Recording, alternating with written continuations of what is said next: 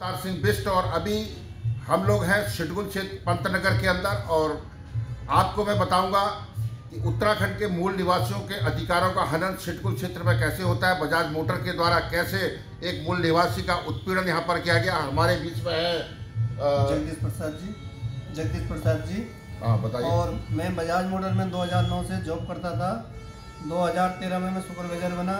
2019 में मेरे को कंपनी ने बाहर कर दिया और अभी 2023 में मैं कोर्ट से जीत के आया और अभी 2024 4 तारीख को इन्होंने कंपनी में मेरे को ज्वाइनिंग देने के लिए कोर्ट के ने बोला था और इन्होंने उसी दिन ज्वाइनिंग दी और मेरे को 2 घंटे के अंदर अंदर बाहर कर दिया। और मैं जब घर पे आया तो 8 तारीख को मुझे पता चला मेरा बर्खास्ती पत्र डाक द्वारा 1:08 पे इन्होंने भेजा हुआ था। तो आपने देखा होगा कि बजाज मोटर के अंदर ये वहाँ के एम्प्लॉयज़ थे, परमानेंट एम्प्लॉयज़ थे और उत्तराखंड के मूल निवासी भी हैं। उसके बाद इन्होंने श्रम विभाग का इन्होंने सहारा लिया था। क्या हुआ था श्रम विभाग में? श्रम विभाग में मैंने अपना फिर ये अवार्ड का केस लगाया था जो मैं कोर्ट से जीत के आया। उसके फलीपालन हेतु श्रम न्यायालय ने श्रम विभाग ने बजाज मोटर को बुला के बोला कि इनको ज्वाइनिंग दी जाए, जो कि उन्होंने उनकी बात भी नहीं मानी और मेरे को उसी दिन बाहर कर दिया। श्रम विभाग कहने के तो एक कोर्ट का जो आदेश होता है, लोगों का वहाँ पर विश्वास भी उसमें जमा रहता है। और ऐसे यही केस नहीं है, श्रम विभाग के ऐसे कई केस हैं कि श्रम विभाग के द्वारा जो है जब शेडगुल की प्रतिष्ठित मल्टीनेशनल कंपनियों को जब आदेशित किया जाता है कि इनकी ज्वाइनिंग दो, तो लेकिन शेडगुल जो के अंदर जो बड़ी कंपनियां हैं उनके द्वारा उनके आदेशों का भी जो हमारे श्रम विभाग है या फिर कोर्ट के आदेश की भी वहाँ पर ज़बरदस्त तरीके से अवहेलना की जाती है। और ये सीधा सीधा इन्होंने आरोप लगाया है कि श्रम विभाग के आदेश के बावजूद केस, कितने साल केस चला था आपका? 5 साल। 5 साल इन्होंने केस लड़ा और निश्चित रूप से इनका समय भी 5 साल इन्होंने धक्के भी खाए होंगे, कोर्ट के धक्के खाए होंगे।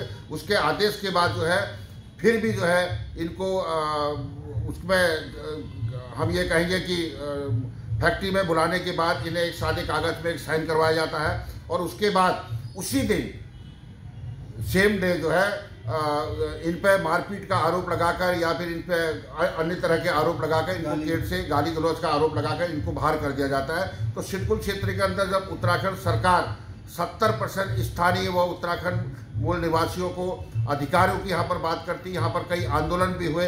उत्तराखंड राज्य निर्माण आंदोलनकारी परिषद, जिसमें मैं खुद अध्यक्ष भी हूँ, हमने भी यहाँ पर आंदोलन किया था।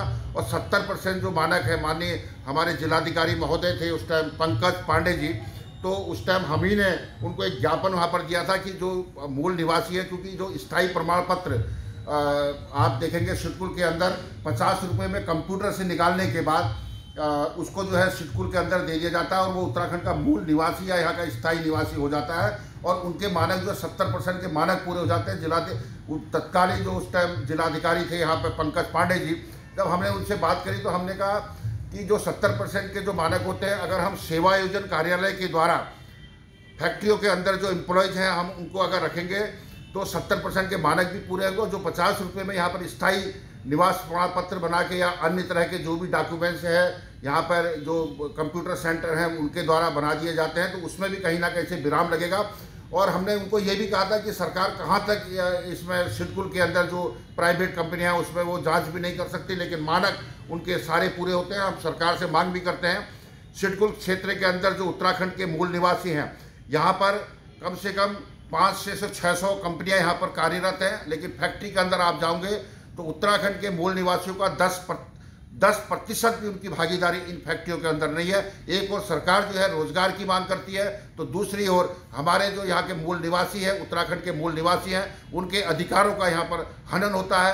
पहाड़ से बेचारे वहाँ से भोले भाले लोग यहाँ पर चल कर जब आते हैं तो उनके साथ कई तरह की यहाँ पर विषमतियाँ कहेंगे, उनको उनके साथ भेदभाव की स्थिति भी यहाँ पर शेडगुल के अंदर यहाँ पर होती है।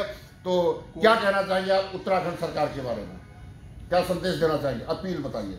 सरकार भी सो रखी है, सरकार भी साथ नहीं दे रही है। मैंने अभी मुख्यमंत्री जी को भी अभी ज्ञापन भेजा है, उसका भी मेरे को कुछ रिप्लाई तो आया नहीं है। और सीधा सीधा ये कोर्ट का फैसला नहीं मान रहे हैं सर, तो हमारा फैसला क्या मानेंगे? सर तो आपने देखा होगा जब ये सिडकुल जो कंपनियां हैं जो यहाँ पर है, तो ये सिडकुल के आदेशों का जो श्रम विभाग इन्हीं लोगों के लिए जो श्रम विभाग की यहाँ पर स्थापना करी गई थी, और उसमें जो है इनका 5 साल उसमें इन्होंने बर्बाद किए और आज भी जो है बेरोजगार यहाँ पर घूम रहे हैं। अभी मैंने खुद इनसे बात करी कि मैं कहीं अन्य फैक्ट्री में आपको लगा देता हूँ, तो इन्होंने कहा जब मैंने 5 साल इंतजार कर दिया तो 2-4 महीने और देख लेते। तो एक उम्मीद से हिंदुस्तान ग्लोबल टाइम्स के साथ में आया, और मैं आपको अवगत करा दूँ, ये हिंदुस्तान ग्लोबल टाइम्स उत्तराखंड के मूल अधिकारों का जहाँ जहाँ हनन होता है वहाँ पर ये खड़ा रहेगा। बस हमें आपका इंतजार है, आपके कमेंट, मतलब आप क्या चाहते हैं उत्तराखंड के जो मूल निवासी हैं उनका अधिकारों का हनन ना हो, तो हमें जो है हिंदुस्तान ग्लोबल टाइम्स को आप समर्थन भी करेंगे। उसी संबंध में आप हमसे क्या उम्मीद चाहते हैं?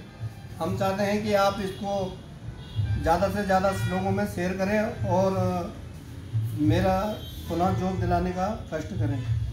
तो इनका स्पष्ट कहना है कि आप इनकी आवाज़ बने और एक हम मूल अधिकारों के हनन के लिए एक लड़ाई हम फिर से यहाँ पर लड़ने जा रहे हैं। अगर आप सभी का समर्थन मिला तो हिंदुस्तान ग्लोबल टाइम्स उत्तराखंड के प्रत्येक मूल अधिकार जिसके अधिकारों का यहाँ पर हनन होता है हम उसकी आवाज़ बनेंगे, अन्यथा की स्थिति पर हम भी जो है बिल के अंदर चले जाएंगे। लेकिन मैं आपको एक विश्वास भी दिलाता हूँ कि 11 फरवरी 2023 को उत्तराखंड राज्य निर्माण आंदोलनकारी परिषद के बैनर तले नगर निगम में हमने एक मीटिंग वहाँ पर रखी है, जिसमें उत्तराखंड के मूल निवासियों के अधिकारों के हनन के उसमें भी हम लोग एक कार्यशाला आयोजित करेंगे और आपको भी हम वहाँ पर आमंत्रित करके आपकी बात को भी यहाँ रखेंगे।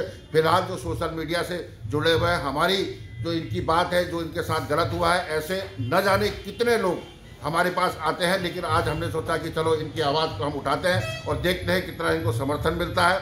हिंदुस्तान ग्लोबल टाइम्स से अवतार सिंह बेस्ट, रुद्रपुर, उत्तराखंड।